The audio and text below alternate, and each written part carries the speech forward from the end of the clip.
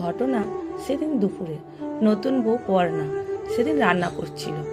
তবে রান্না করার আগে পর্ণা জিজ্ঞেস করেছিল, মা, আমি কি আজ রান্না করব? প্রতিদিনের রান্না অবশ্য রমাদেবী নিজেই করে। অনিচ্ছা থাকা সত্ত্বেও রমাদেবী বলেছিলেন, শখ যখন হয়েছে রান্না করো। পর্ণা রমাদেবীর ছেলের বউ, মাত্র 1 মাস হলো ছেলের বিয়ে হয়েছে। ইচ্ছে ছিল নিজের পছন্দের মেয়ের সাথে ছেলের বিয়ে দেবে, সেটা হয়নি। ছেলে তার পছন্দেই বিয়ে করেছে। রান্না করার পর পর্ণা শ্বশুর শাশুড়িকে খেতে দিয়েছে। তো সেদিন দুপুরে খেতে বসে রমাদেবী বলেছিল, রান্না যখন করতেই পারো না, তখন কি দরকার ছিল রান্না করার? এগুলো মুখে দেওয়া যায়? এত বিচ্ছিরি রান্না বাপের জন্মে খায়নি। বাবা মা কি কিছুই শেখায়নি? শাশুড়ি মায়ের এমন কথা শুনে পর্ণা চুপ করে দাঁড়িয়েছিল। শ্বশুরমশাই কিন্তু একটা কথাও বলেননি।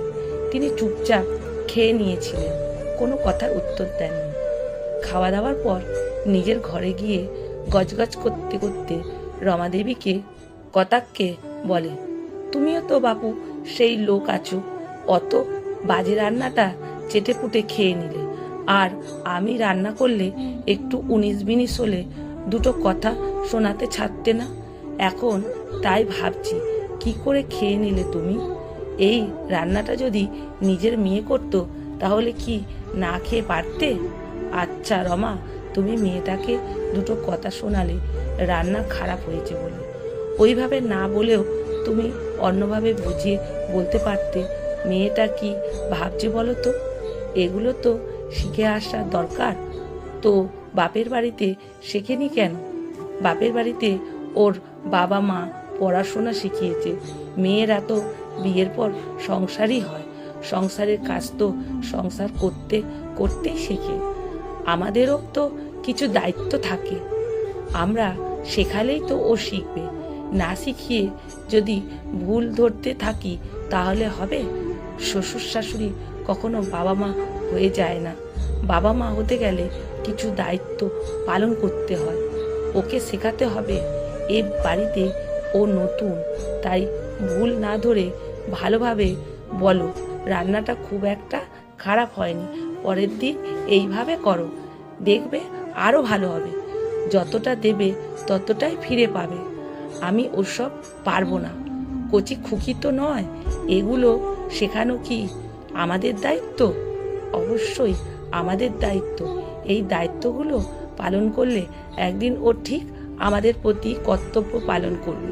সেদিন দেখবে শাশুড়ি মা হয়ে গেছে। যদি সেই দায়িত্ব পালন না করো তাহলে ভবিষ্যতে কোনো রকম আশা করবে না। কারোর কাছ থেকে আশা করতে গেলে আগে ভাবতে হবে তার জন্য আমি কি করেছি। তা না হলে যতদিন বাঁচবে ততদিন তুমি শাশুড়ি হিসেবেই থেকে গেছো, মায়ের মতন হয়ে উঠতে পারোনি। কারণ শাশুড়ি কখনোই মা হতে পারে না। আর একটা কথা, কিছু ভুল করলে বাবা মা শেখায়নি এমন অপমানজনক কথা না বললেই ভালো। ছেলে মেয়ের সামনে তার বাবা মাকে যে অপমান করে তাকে অন্তত সে আর সম্মান দেয় না। আজ যাকে কচি খুকি বলে সম্বোধন করছো সেও কিন্তু একদিন বুড়ি খুকি হবে।